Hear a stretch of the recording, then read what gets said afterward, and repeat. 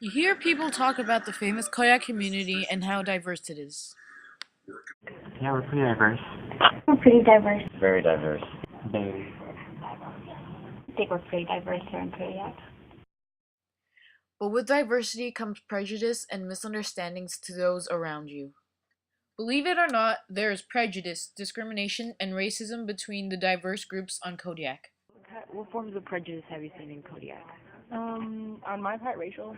I've seen racism. We had a lot of different ethnicities. There's also the evidence of racism in Kodiak. It's bad enough for adults to be hateful and racist, but it's worse for children that don't understand exactly what they're saying to say hateful things. Here is a recount of two high school students about their experience with racism in elementary school.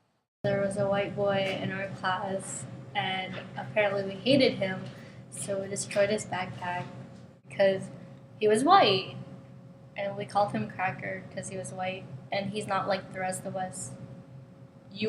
Wait, what school did you go to? We went to Maine. And most of the kids there were Filipino? Yes.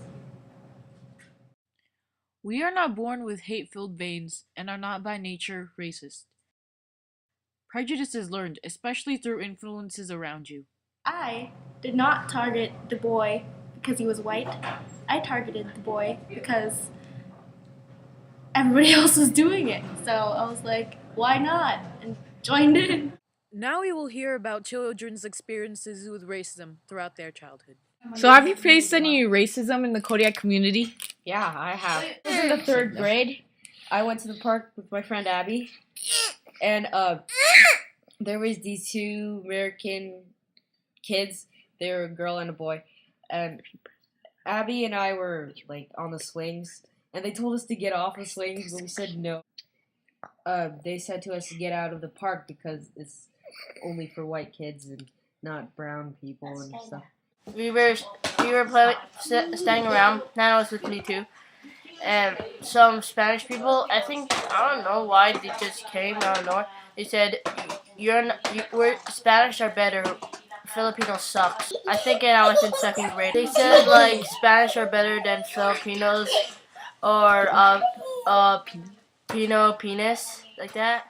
Beliefs rooted in ignorance are passed down through generations, and unless you do something about it, we will never rid ourselves from the domino effect of hatred. It is clear from the interviews how influential we are to the younger generation, and how influential they are to their peers. Within the book, we see how the judgment from the adults modeled children like Cecil Jacobs and Francis's thoughts. Also, like Atticus said, it's never an insult to be called what someone else thinks is a bad name. It just shows how poor that person is. It doesn't hurt you. I once partook in calling someone racial slurs because everyone else did, even without understanding what some of the words meant. What I said about that person said a lot more about me than it did about him.